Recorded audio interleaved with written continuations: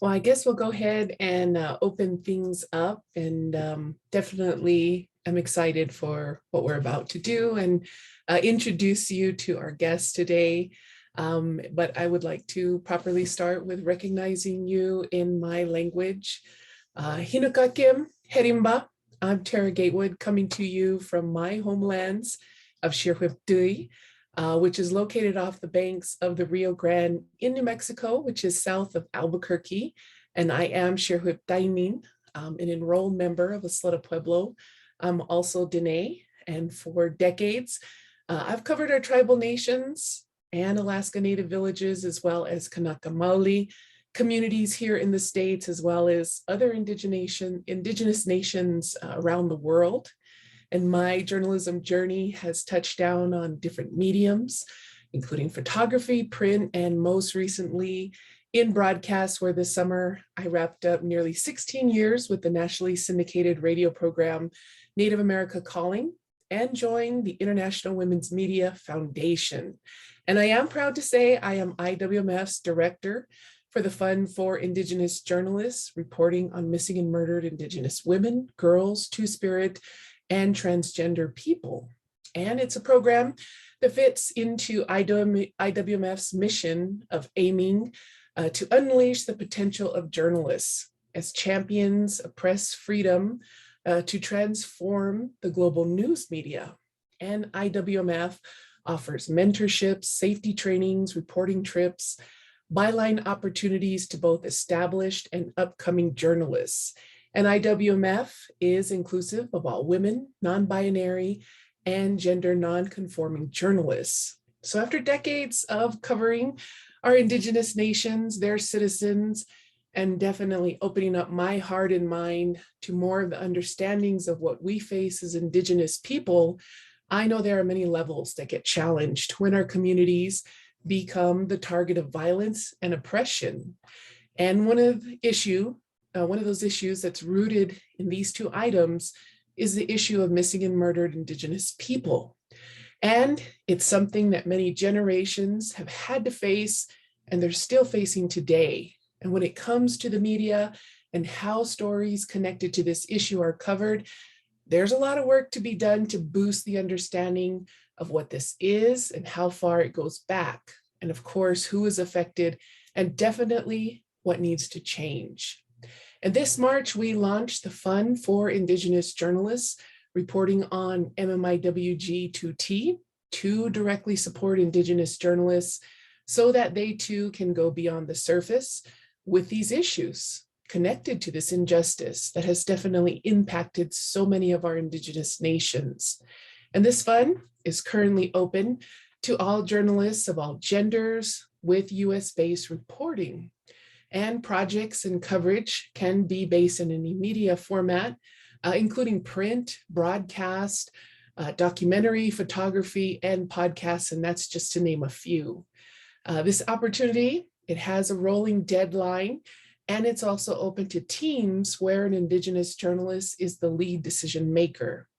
And the average grant amounts run up to $5,000. Also, project proposals over $10,000 are considered on a limited basis. So I encourage all qualifying applicants tuned in right now to apply. And I also encourage you to share this opportunity with others in your circle who also qualify. So more information on this fund, the Fund for Indigenous Journalists reporting on MMIWG2T, can be found on our website at iwmf.org under the Programs tab.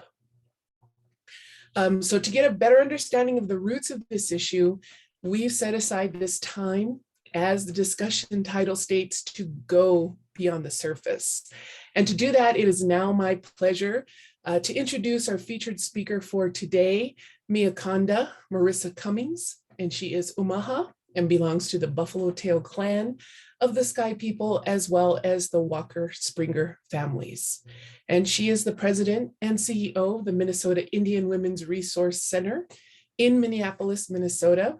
And prior to accepting this appointment, she served as the director of Native Student Services at the University of South Dakota. And Marissa has worked and is dedicated to Indigenous models of governance, education, food systems, ceremonies, and sovereignty. And she studies and teaches knowledge rooted in matriarchy and advocates for dismantling systems of oppression that impact our Native communities, including resource extraction and personal violence. Herkem, Marissa, for being with us today. And now I'm going to turn it over to you to help us change the tide and bring us to more understanding on this issue. Thank you, Tara. I'm going to go ahead and share my screen here, so you all will not be seeing me here momentarily. So today I wanted to just give us a brief overview of what we'll be talking about. So the topic outline is a traditional worldview from my perspective as an Umonhon woman, some history related to missing and murdered Indigenous women, systemic issues in federal Indian policy, your role in advocacy, resources, and then we will open it up to questions. So please feel free at any time to offer a question in the chat box. And I also just want to say quickly that this content is some things that people have never heard before. I didn't hear a lot of it until I actually went to college and understood federal Indian law and policy and how it related to my family and community. And so if it gets overwhelming, take a break, feel free to move around and do what you need to do to take care of yourself during the presentation. So as an introduction, I will also introduce myself in my language and then explain some polarities between a worldview of Indigenous people rooted to this land and the majority culture. So I'll tell you who I am.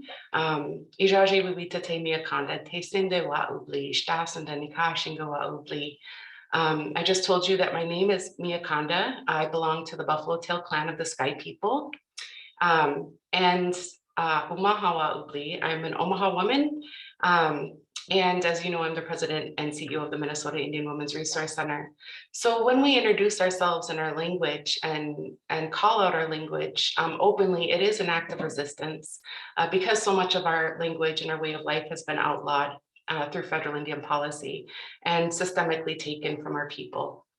And so when we introduce ourselves, our name or my Umonhon name is who I am. I also am, my identity is rooted in my tribal nation, which is the Umonhon, or the people who went upstream. My clanship has specific roles and responsibilities, as well as that position of the clan within our tribal circle. So when all of our communities, all of our clans are working in unison, it supports the whole. So we're not very individualistic people. We're very much centered on kinship and relationships. We are also defined by our spiritual obligations and, of course, kinship. So myself as a mother, a sister, a daughter, a granddaughter, that's how I'm viewed at home.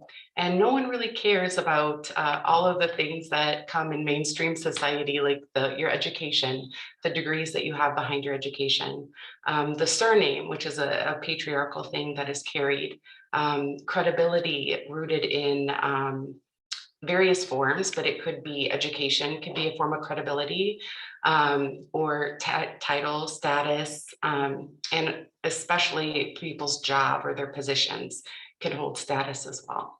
And so those are two kind of polar circles that we operate in as the original people of this land, that we move in and out as we work in both urban and tribal communities. And I started with that because I think it's very important that we understand that our worldview, our traditional worldview, is rooted in balance. Balance of the female and the male, balance of the sun and moon, water, fire. All of our ideologies are rooted in that balance. And so I really like to talk briefly about women's position in our communities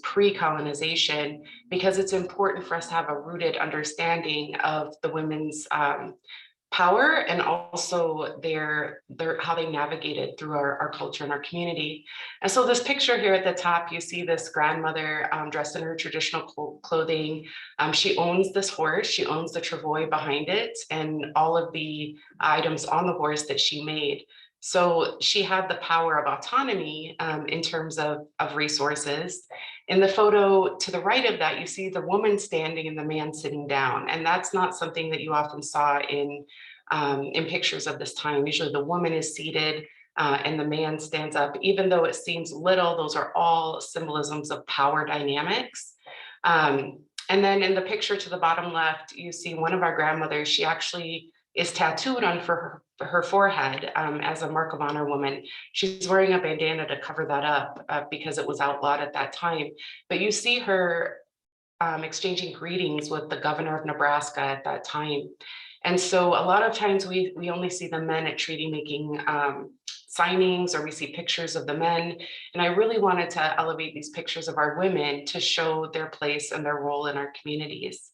And to the right, you see women on horseback. So you see, you can't see in a lot of details, it's a very old picture, but they have incredibly intricate clothing on.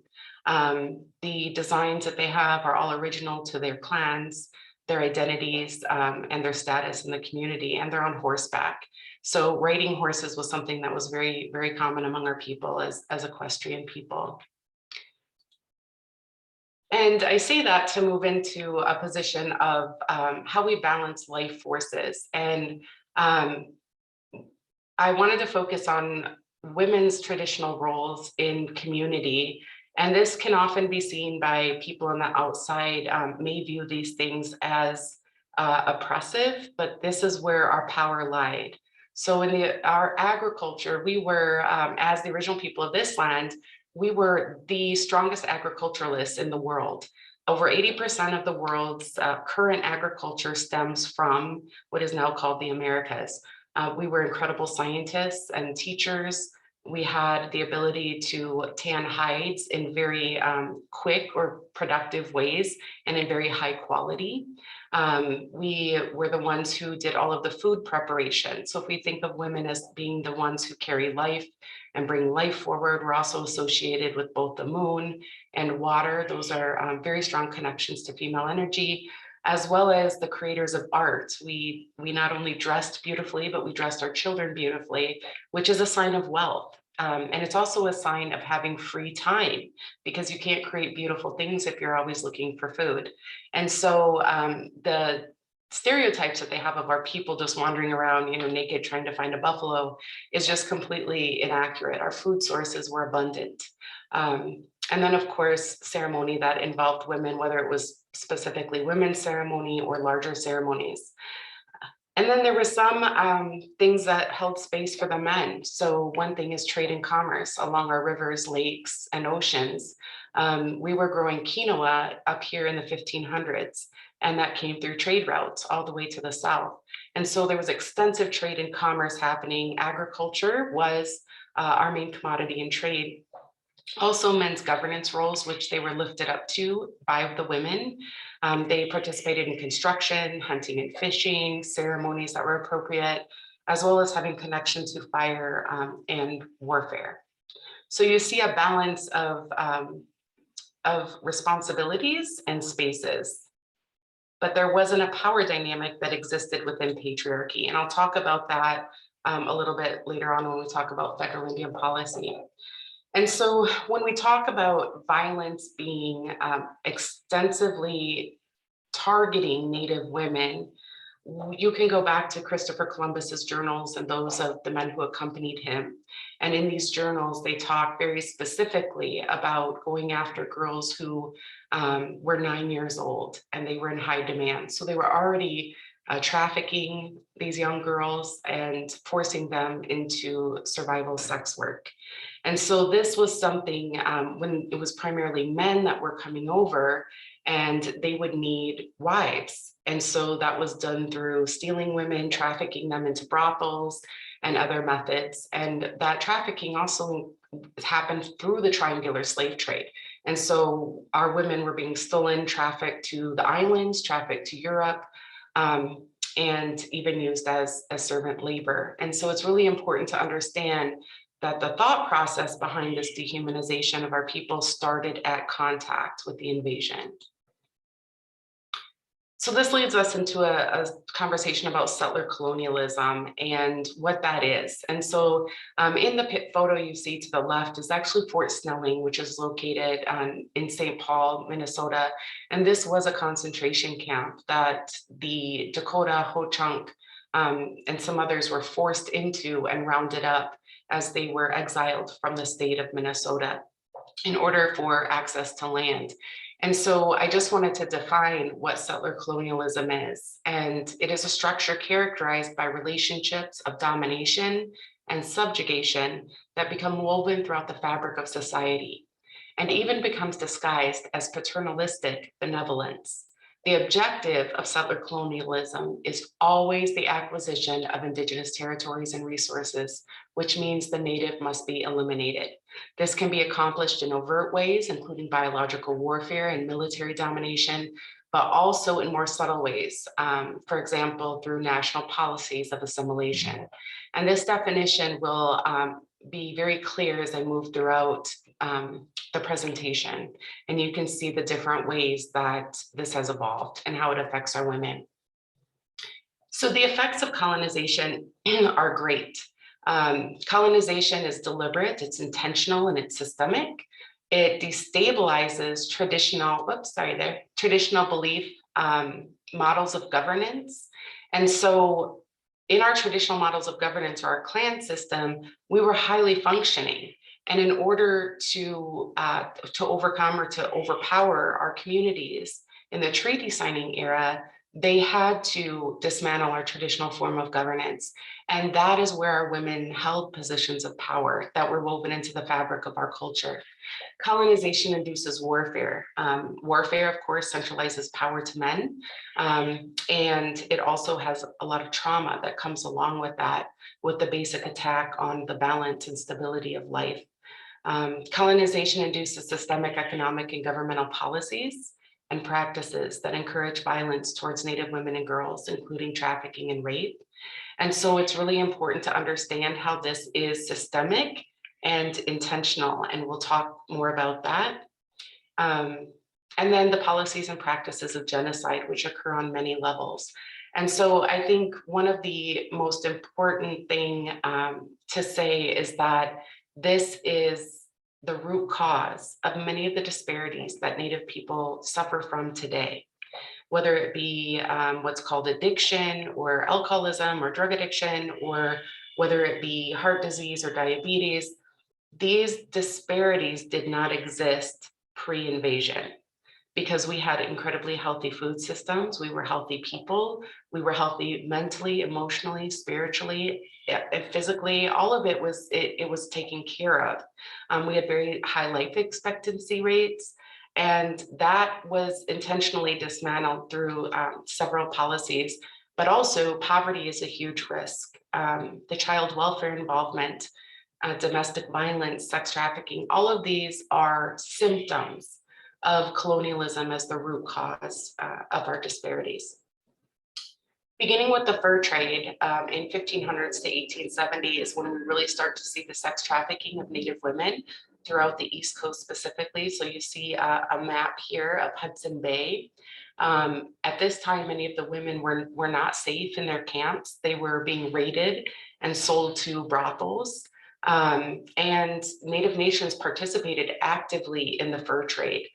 To our detriment at sometimes. So you see in this photo at the upper right-hand corner, these are all buffalo skulls. Many don't know that buffaloes actually range throughout the entire, what's now called the United States. They were not just local to South Dakota. They were woodlands buffalo and plains style buffalo. And they were completely annihilated through genocide. And it was intentional because that was not only a major food source and life source for us, but it was also a major spiritual source. And so they were deliberately targeted. As Native women were sold in through warfare, through exchange, they were often enslaved They were raped. They often were having children that were created, what's called in Canada, the mestizo, or not mestiza, the Métis people. And so there were entire groups of people that were both French and Native. And it's not specific to the French, but the Métis are specifically French and Ojibwe and Cree people. Native women were also sold into slavery in Europe because it was a fad to have Native women servants or slaves. And they were also sold, like I talked about, in the triangular slave trade. They were players in the fur trade, and they still had power because they were the most experienced tanners. So in order for instance, in our tribe, there was a tribal village that was excavated, and the women's skeleton showed the teeth that were all the way worn down because part of the tanning process was to pull the hide through your teeth. And the women were producing at such a high rate that their teeth were being worn down. So it's important to know that women had autonomy within our communities in that form of economic trade. Moving into the reservation area, allotment, treaty making time, our position as women started to change significantly. So the Dawes Act of 1887, if you've heard of Dawes rules, which basically did a census of every tribe. In 1887, the Dawes Act was implemented across the board. So for my people, it actually happened 50 years or 30 years prior. When we signed our treaty of 1857, allotment was written into our treaty as we were a test project. So those who accepted allotments and were, had their homes, the homes then became owned by the men. So traditionally in our culture, the home is the woman's space. The woman, we were matrilocal, so the women lived among their sisters. And what this did is it disconnected clans and even women living amongst each other into very separate parcels of land that was more individualistic instead of communal. And then the men became the head of household, and the men owned their wives and their children. So it completely flipped and destabilized our traditional way that the households were run. It also encouraged men to be farmers according to European agricultural systems, which was also foreign to our people, as the men helped with our plots. They were primarily, women were the seed keepers, and women were the ones who planted along the Missouri floodplain after the flooding.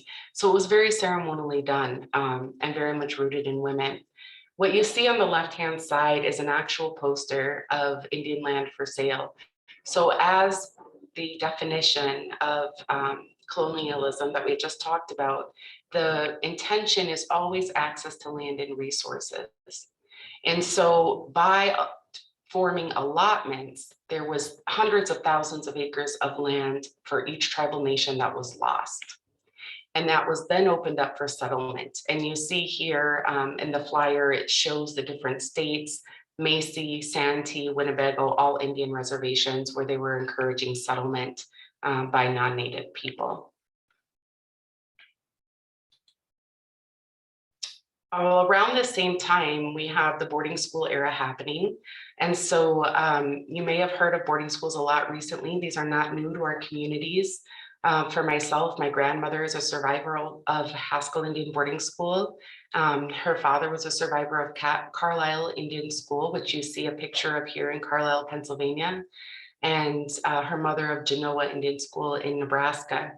And so Carlisle was the first federally funded Indian boarding school, and the saying at Carlisle by General Pratt was "kill the Indian, save the man." And so we're moving into a form of where we're not trying to commit genocide, but we're trying to start an assimilation process. And so in my family's case, my great-grandfather was targeted because he was the direct descendant of our clan chief, and that would have been his responsibility. So him and his brother were taken to Carlisle to disconnect them from their tribal community and the teachings that would go on. it didn't completely work. My grandfather was a first language speaker and a traditionalist when he came home, but he was able to read and write in English. There was a lot of trauma that happened at these boarding schools. Not only were the children disconnected from family, from their parents, and the love and the kindness that they would receive in their homes, but they were often abused sexually, physically. And even though the intention behind Carlisle was to educate, essentially the women received education in domestic servitude and the boys in working in local farms. And they were often rented out in the summer times as free farmhand labor. There's also a quote here you see by a Menominee grandmother about the boarding schools and the girls coming up pregnant often by men at the boarding schools that were in positions of power. And so the sexual assault and abuse that happened there came home when many of these boarding school residents came home as well. Around the same time, so my grandmother went to boarding school and then relocation was happening. She was relocated to Sioux City, Iowa, which is an urban area here in Minneapolis, a huge area where relocation happened. In the photo, you actually see a flyer, and people were hired to go into Native communities and recruit to relocate people specifically to urban areas. Again, as they leave tribal communities, they're leaving their land base, and there's more access to land and resources. Native women were often sent to factories where no one else wanted to work, or domestic work in urban areas. They were disconnected from the resources and support networks they had in their communities. And that is how we formed many of the Native nonprofits that are here in Minneapolis today, to support our families as they moved into urban areas. There was also the dehumanization and over-sexualization of Native women that has continued since contact. And this is where stereotypes of Native women as being drunks or dying of exposure that happen to this day. When they go missing or when they're found murdered, we often hear they overdosed, they committed suicide, it was exposure, when we know very well that that is not the cause of their death. Eugenics also started at this time, maybe even before this time, actually, Indian Health Service facilities. So Native women would go in for a procedure that had nothing to do with sterilization, and they would be sterilized without their knowledge. And that is also a form of violence. To control reproductive ability is also a form of genocide for a people. And then we have, many of you may be familiar with the Indian Child Welfare Act. If not, definitely do some research on that. NICWA is a great resource with a lot of information about the child welfare system as it relates to Native youth. They were often taken disproportionately. In Minnesota, it's the #1 state in the nation for the disproportionate removal of Native children from Native homes and placement into non-Native homes. And the intention behind the Indian Child Welfare Act is to ensure that Native children stay within their family systems, their tribal communities, or with Native families. So that is all done before they are placed with a non-Native family. And what it was done to, with the intention of trying to change the tide of the genocide that was happening with Indian children being removed. And so the child welfare system is often thought of by our Native communities as a modern day boarding school mentality and a pipeline for those children to run away and often become involved in sex survival work on the street. And so it is all very much interconnected. So I wanted to talk briefly about the Minnesota MMIW Task Force report because it's the first in the nation of its kind. You can Google this and see the entire report. It was done. It's a phenomenal report. It's very comprehensive, very clear about all of the areas that affect MMIW. That it is it's rooted in many systems that exist, and so the report done to the Minnesota legislature was intended to document or try and collect data that didn't exist. As Native people, we've known and grown up with these stories of women who've gone missing in our families, in our communities, or been found murdered. We know that this has been happening. It's nothing new. However, the data isn't really there to be collected. And so this is the first report that really showed the data. One thing that I think is really important out of the statistics is that from any given month in Minnesota, there are from 27 to 54 Native women and girls that were missing. We make up 1% of the state's population. And so the disparity is off the charts. And the intention behind this study is to talk a little bit about what's happening. And so this is one of the pages, or two of the pages from the report that I wanted to copy and share with you all, because it talks about root causes. So the root causes being colonialism, racism, and the sexual objectification of Indian women and girls. There's risk factors as to why our disparities are so high. So the child welfare system, domestic violence, incarceration, prostitution, and trafficking. And where does that demand come from? The demand is coming from the intranet, the extractive industries, so pipelines and man camps, and also hotels and casinos, sporting events. And some of these are very common among all women, but our rates are just higher, as we said before. So factors of us not receiving the justice that should happen. And as journalists, many of you have been able to probably see that when it's a wealthy white young woman that goes missing or is found murdered, it's being covered by journalists. And we know right now of girls that are missing or being murdered or have been found murdered in our community, and there is no coverage. There isn't an article, there isn't even a sentence about what's happening in our communities. And so when we look at systemic racism and root causes of colonialism and racism, we're seeing how these systems are not adequately sharing our stories, and how that affects us being even more dehumanized as well as invisible to mainstream systems. And so you can see here that the media is designated as one of the systems that contributes to the continuation of our women going missing and being murdered. So some of the solutions that the task force talked about was addressing policies and practices within institutions, collecting reports and data, addressing systemic issues, reducing and eliminating violence, and helping those who've experienced and are victims of this violence in our communities. So the three main areas, and this is directly from the report, and I won't go into all of these because I know you can look at the report yourselves, but I do want to say that the root cause, again, of the MMIW injustice in the state of Minnesota, and I can guarantee it's going to be similar, if not exact, the same with all of the other 49 states, is that there's a historical and ongoing colonization, racism, and sexual objectification of women and girls. And I'm going to keep saying that because that's something that we really have to think about and start to dismantle those systems. And then the call to action. So I'm not going to read through all of this, but some of the things that have happened. Number one, the MMIW office has been created here. It's the MMIR office, which is Missing and Murdered Indigenous Relatives.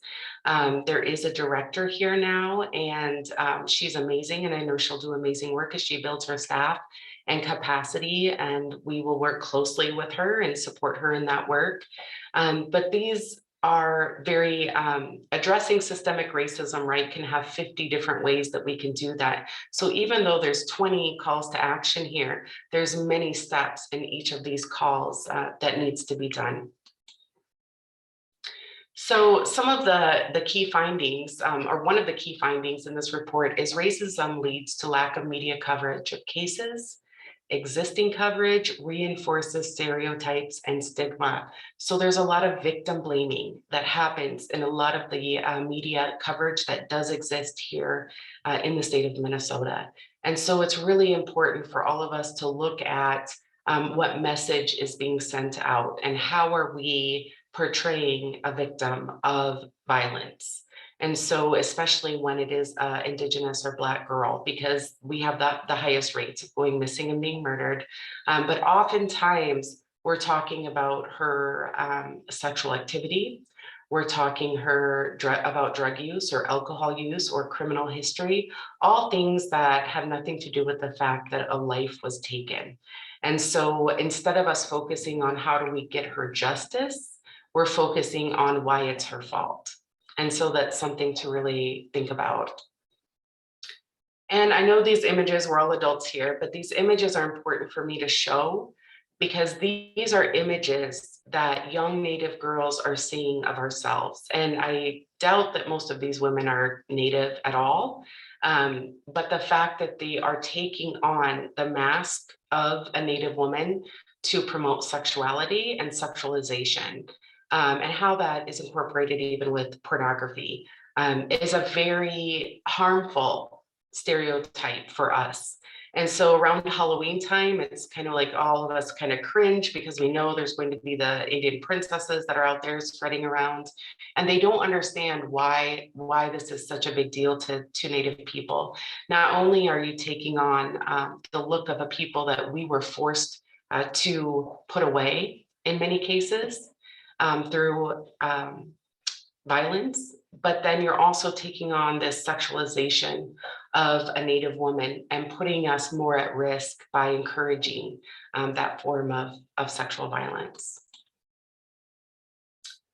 So I want to make sure that we have time for questions, but I really wanted to focus a little bit on what to do. The most important thing you can do, because I know many of you are coming from different places, is to search in your area. What are those Native organizations led by Native women? And for an organization to be culturally, whether it be Hmong, African American, Native American, Somalian, whatever it is, the majority of the board should be made up of that culturally specific group. The majority of the staff should come from that group, and the executive director or CEO should come from that group. That's how you know it's really a culturally specific organization. And what I will say is that this movement is led by Native women.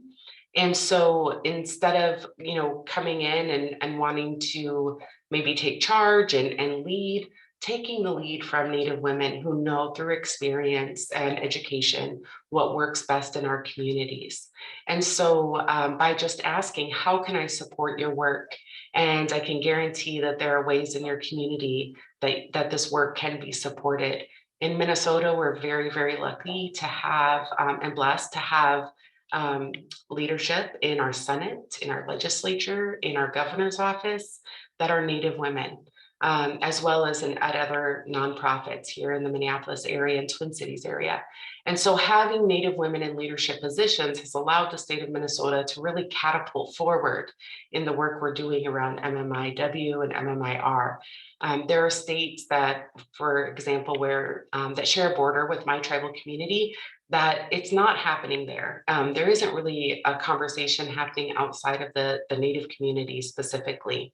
And so trying to engage those communities is a little bit more difficult, but there's no reason that communities like Minneapolis and St. Paul can't be a place to come and get advice or recommendations on how folks in other areas of the country can really support these causes.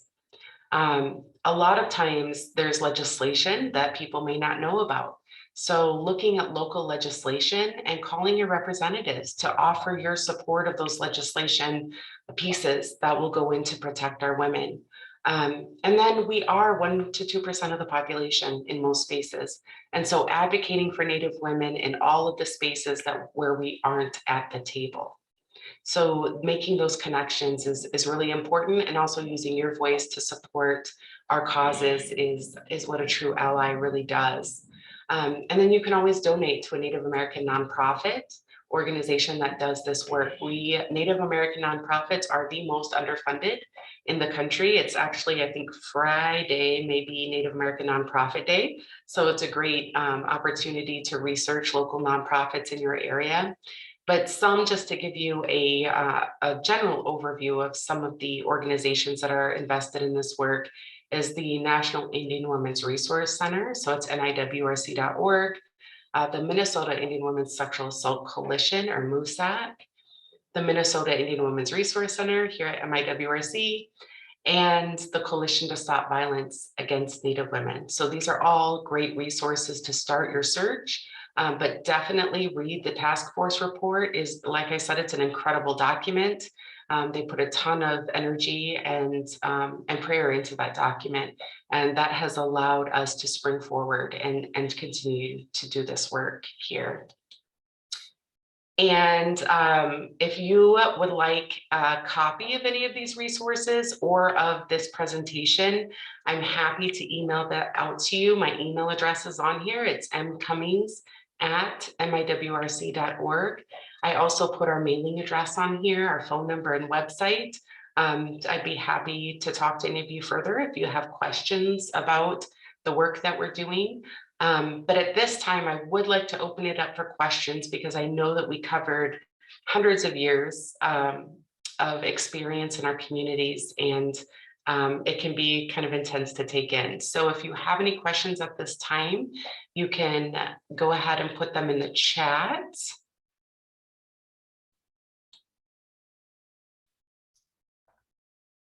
And if we can see, I can't see the participants, so I don't know if you're raising your hand, but you can definitely put questions in the chat.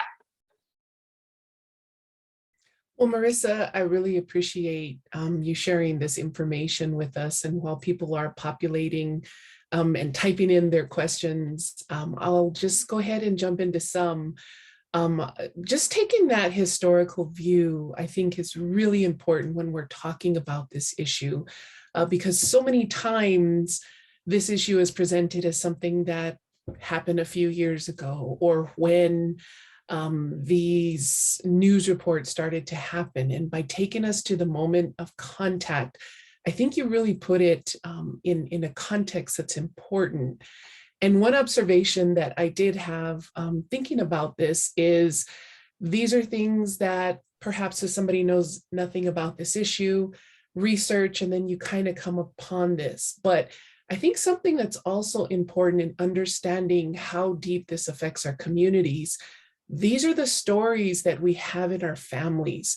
These are the realities that we're taught as young people, or when we are integrated into a mainstream system and your class trip is taking you to a museum, some of those very historical photos are what you're seeing. And being faced with that as a young person, that's a lot of history. But it's our reality as Indigenous people. We live this every day.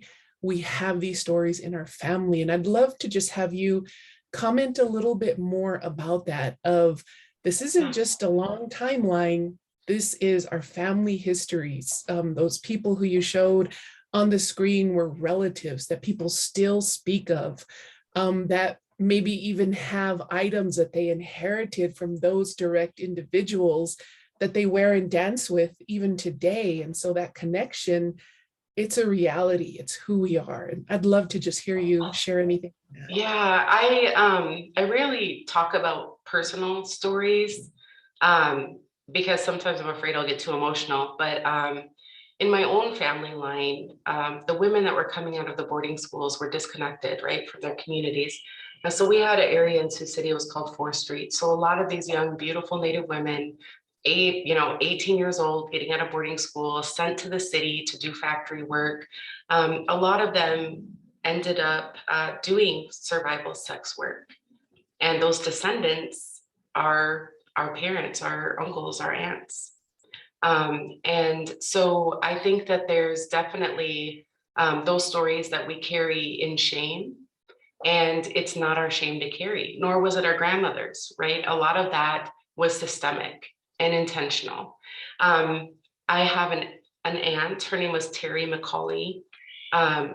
And in Sioux City, she had a young son and daughter, and she was found murdered. The police investigation was done, they knew who it was, and the county attorney refused to prosecute. And so all these years later, we're looking at 20 some years later, she has not had justice, and our families continue to do a memorial for her every year and to talk about it. But we can't force the prosecuting attorney to actually do his job. And now it's considered a cold case. And so those cold cases where obviously she didn't use a shotgun and shoot herself, so they couldn't say it was suicide, but they just refused to prosecute. And that's one of the things you'll also find in the MMIW report. So some of the questions where I'm just kind of looking at the chat here, what ways we can fight to tell more stories when white editors get in the way or don't fully understand the importance? I think that is a great question. And what you could do is even talk to the families in the communities, right? I'll ask them if they want to share their story. A lot of times it's trauma upon trauma upon trauma. So they may need an advocate there with them. So there may be someone like at our agency that we would sit with a family member and provide that support for them, and help guide them through that process of going to the media. We also are launching an app here soon, and that app will show immediately when someone goes missing. And we're doing that for the community because we use Facebook right now, because the media doesn't oftentimes cover our stories. We do it through social media. And so I don't know, exactly how you advocate within those spaces other than build up your support network. Talk to other people that are in the same roles that you are and above, and get them to understand how important this really is. There's a documentary called Bring Her Home that was staged here in Minneapolis. That's also a great tool to watch to see some of the stories that those women carried related to MMIW and how it impacts their lives to this day. So I think just showing films, documentaries, media pieces, looking at this task force report, take the task force report to your editor and be like, hey, look at this. This is something real, and how can we lead the charge in doing something different? That would be, a small amount of advice that I could offer there. Some of the highlighting solutions when it comes to the issue, as far as solutions, like I said, they're very complex. So it's good to focus on one area. So say if it's media coverage is how you want to do it, connect with those Native women's organizations in your area and see how you can support the issue. If I had a journalist I could contact every time something happened, or even outside of our building, after you come to our building after 11 o'clock at night, you will see Johns lined up for blocks on both sides of our street. And you will see young Native and Black girls getting in and out of cars. And that's a story. That's a story to say, why are the police allowing this to happen? Why are we allowing that in plain sight in this neighborhood and these kiddos that live here in the neighborhood, right? So in order to know what's happening in the community, you have to reach out to the community and hear their stories. So some of the ways to kind of fight and hold a solution is to just dedicate yourself to telling those stories of those whose stories are often silenced, and not by accident. So I see someone's reporting on Mohawk land, beautiful.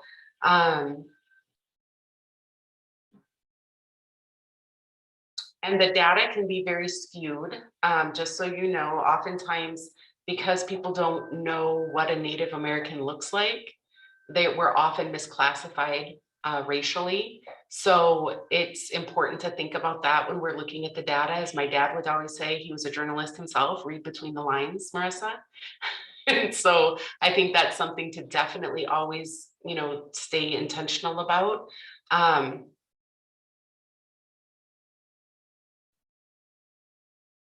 So suggestions for getting a clearer picture would be if there's family that you could talk to, or people in the community. It's investigative reporting. And that's what I would recommend, to really try and get a full story of what happened. And that's oftentimes what we do naturally in our communities, right? Like, we know, was start asking around, talking to people, and that's how we can find out where someone was at, or where they were last seen, or who they were last with. And so I would really encourage that type of investigative reporting. Hopefully that's helpful. And also, again, if there's any Native organizations in your area, they can also guide you through that process and give you some resources that are local to you.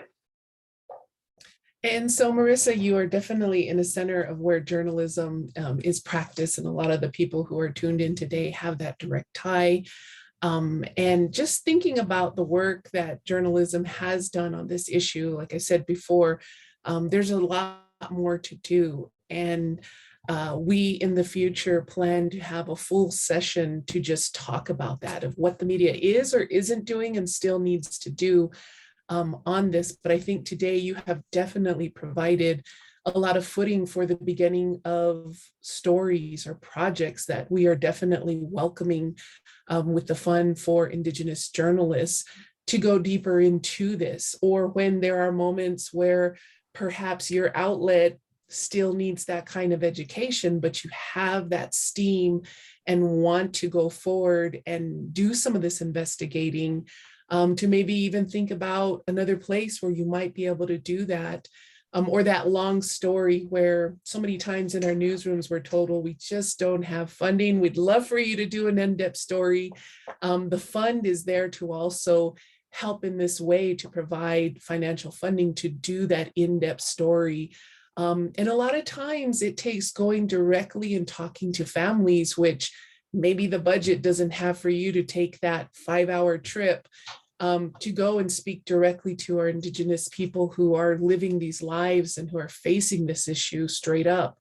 Those are kind of things that we are definitely open to, and supporting journalists to be able to do some of that. And with that said, Marissa, I definitely wanted to give you a moment of to just kind of bring home the importance of how we as journalists conduct ourselves when we are going to those places, and why sometimes you really have to be face to face with the individual to get closer to it, or even just show that respect that you're willing to make that journey to get the full story, and also being there in a respectful way. I think those kind of things are always welcome. And they're things that I constantly hear about when I interact with other journalism circles, of how to crack into this, how to find the right people, and also tips on how to do this in a respectful way. I think that's also important.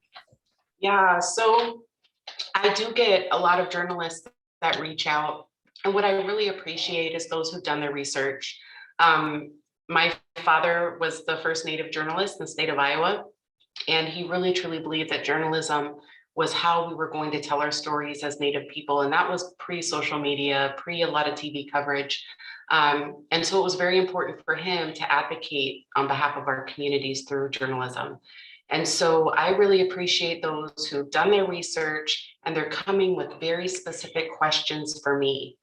And that allows me to gauge the direction of the story, the intention of the story. I also sometimes prefer answering those questions by email, as a lot of Native people do in writing, because sometimes we've historically had our words twisted or changed. And so being able to send it in an email makes us feel more confident, I think, and trusting of what is going to be printed. I also think that a lot of our people are very quiet. We aren't really outspoken. And so I think, ensuring that, asking them if they'd like to have an advocate there, or is there someone in the community who can be here and support you during this interview? That's something that can really help. Yeah, I think those are some techniques. I think coming in without a predetermined idea of what the story is, right? And knowing that that story will evolve as you interview and listen to the community and build that trust. And also know that you may be the very first journalist that they've had contact with. and what that means to them. Because one, you're showing that you care, which is incredibly powerful for our communities. We're not used to that. And it's also a way to build trust throughout that process. So just be really aware of the impact that you have by, and the impact that the story that you're creating is going to have. We don't take this lightly in our communities. We take media coverage very seriously. Thank you for that. And I know we're getting close to the end of the hour, getting close to the end of the hour, and I have a million more questions, but I do want to let folks know that we are going to be sharing a recording of this session. So if there is a moment you wanted to go back to, or if there are people in your circle, or if you want to share it with your editor, we will be making it available for you to review and as well as share.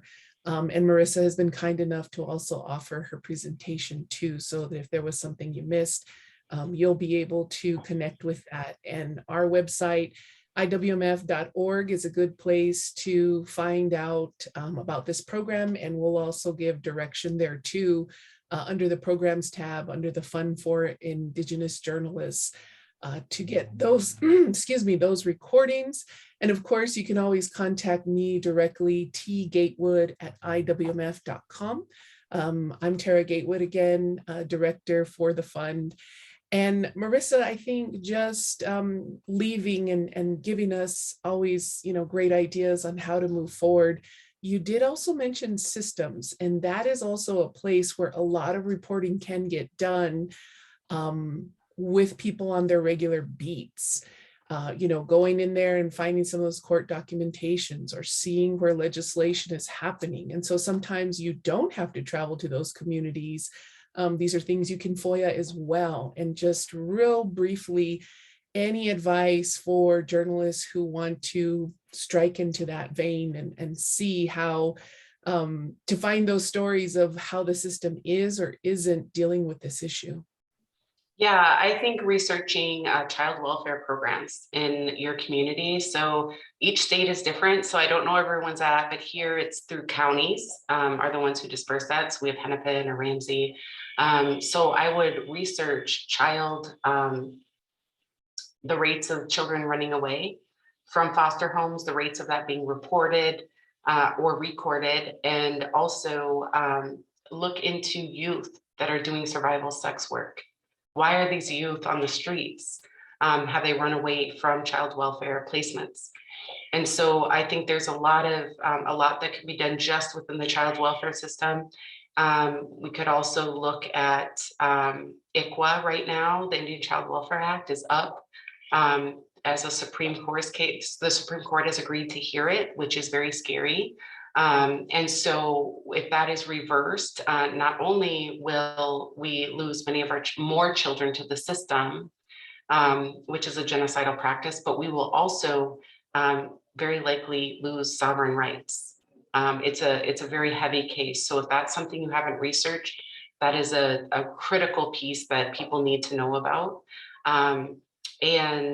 Another system, of course, we can research the number of investigations that have been done versus the amount of prosecutions that actually happen. How many times, whether it be federal, county, state, how many times have they decided not to prosecute after an investigation? And what are the races of those women that no one was found to prosecute, right? That all become cold cases. And so I think there's definitely many areas that could be looked at for systems. And I think one thing that's really important is, again, finding the organization in your area, that Native organizations, even if it's an Indian center. If you're urban, there's going to be Indians. You might not see them or realize it, but once you start to do research, you're going to find out that there are places and spaces where Native people congregate, and go into those spaces, and not to insert yourself, but to just be present, build trust, ask questions, and those stories will come to you. Well, I appreciate that. Miyakonda, Marisa Cummings, thank you for being with us. Again, she is the president and CEO of the Minnesota Indian Women's Resource Center. And Marissa, please share your contacts again if anybody would like to follow up. Definitely, I know you've been very helpful with us to gain more understanding today. And I know there's a lot of great resources that you didn't even talk about, that the Resource Center is there, and especially helping people in the Twin Cities area. Absolutely. There's a Crimes Against Women conference coming up in Dallas next week that we'll be attending to look at how we can better support those who've been victims of crimes in our community. So just another thing to put out there is a great resource to look into. But my email address is mcummings, CUMMINGS at MIWRC.org. You can also look up our website at www.miwrc.org and check out a lot of the programming that we do from another area, I guess I didn't even talk about, is Unsheltered. So we work from unsheltered encampments here in the Minneapolis area to providing parenting classes that are culturally contextualized, to working on policy, doing advocacy. There's tons of work that we do. Sometimes I get surprised myself by the amount of work that's done by the agency and many other orgs. So definitely check out our website. And we have a Facebook site, so you can see the events that we hold. They just had a Indigenous Birth Week last week. So we're trying to really build up our Indigenous birth work because our women are the highest childbirth mortality rates in the country. And so looking at reclaiming our Indigenous birthing practices, all of this beautiful work is being done throughout Indian country. So we're just one space to providing that.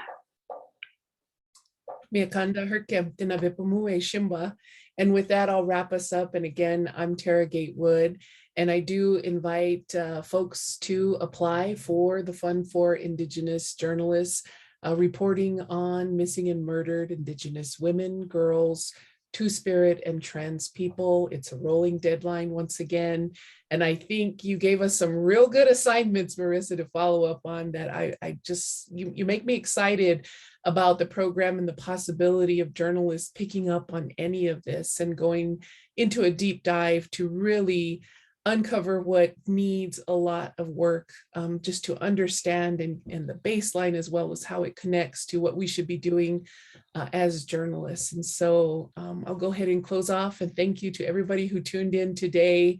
We appreciate what you'll be taking to your newsrooms, and anyone who finds this in the archive as well. All of these different resources are there, and contacts. And if you have any other questions too about the fund or what IWMF is doing, you can also reach out to me, tgatewood@iwmf.org. And with that, we'll go ahead and close it out, and just wish everybody a good rest of your day and a lot of strength in the work that you're doing to uncover truth. Thank you for that.